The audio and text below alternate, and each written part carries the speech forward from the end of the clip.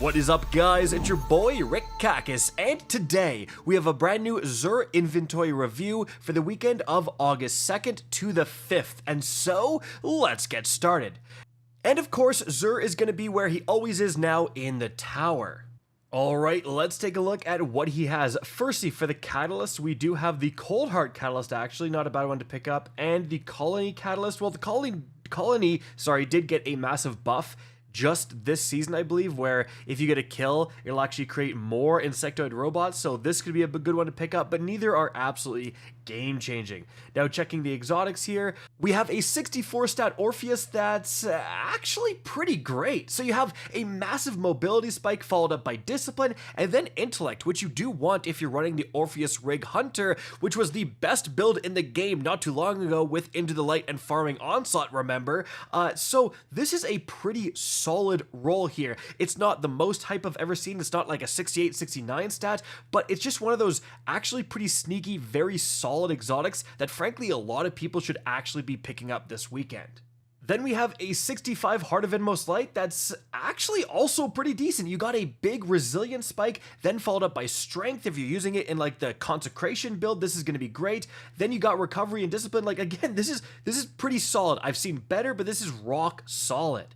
Then we have the Sun Bracers. 67 overall is great, but really not spiky at all. A lot of mobility, not that amazing. All right, now checking the actual weaponry here. Whoopsie, wrong page. So we have the Hawkmoon here, and we have a Hawkmoon with rangefinder. That's pretty good.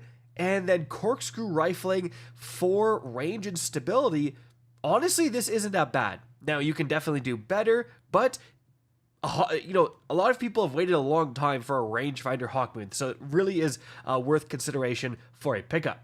After that, we have the Arbalist. I believe you do have to own the Forsaken Weapon Pack to be able to get this, but if you don't have this, 100% buy this. The Arbalist is one of the best PvE weapons in the game, built-in anti-barrier rounds, disruption break. The Catalyst will reload the magazine when you do break a shield. It's unreal. Unreal.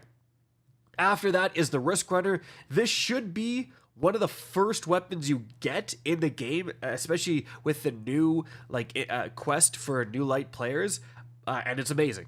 Like we use the Risk Runner in this week's Grandmaster Nightfall because it gives you more incoming arc damage resistance, right? So if for some reason you don't have it, another worthy pickup.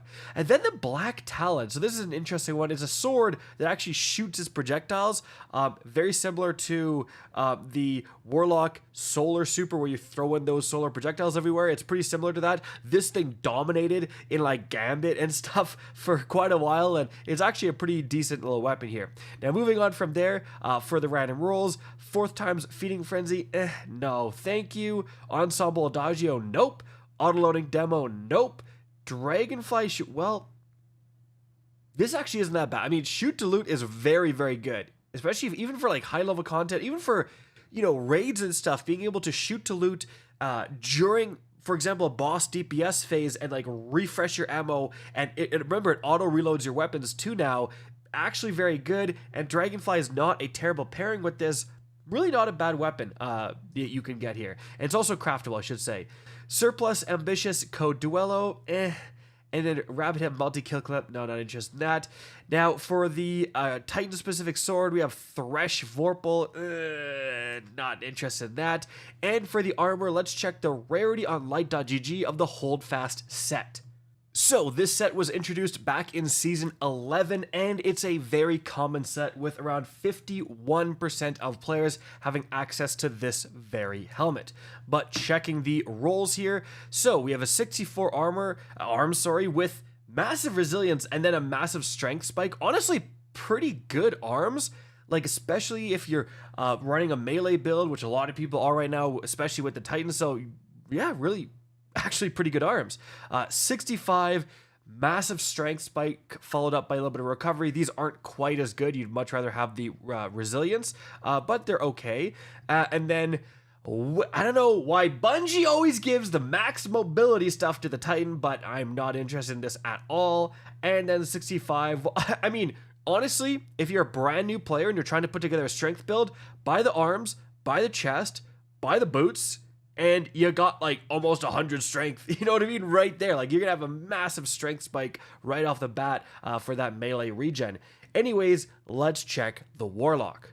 All right, for the Warlock, let's check the armor here. 64 with mobility and discipline.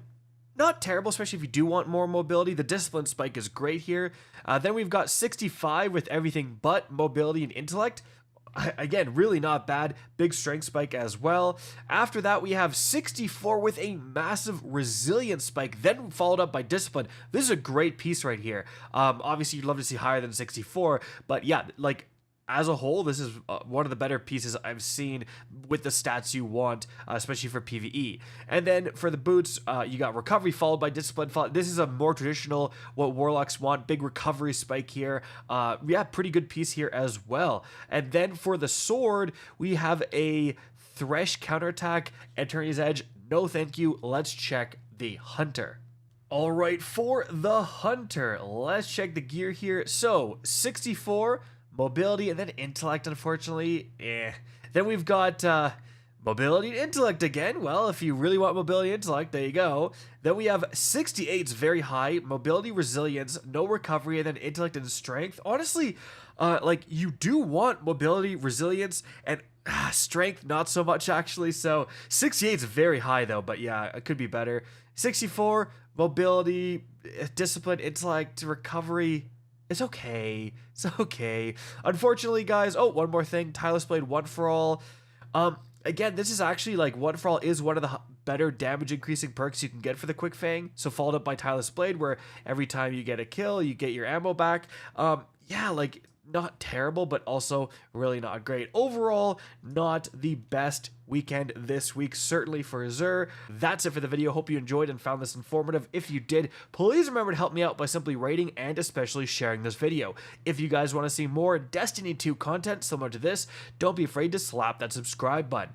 If you want to get in touch with me and keep up to date with the latest channel activity, the best way is to follow me on Twitter at RickCacus. That is linked in the description down below. Again, I hope you enjoyed the video, and as always, have a good day.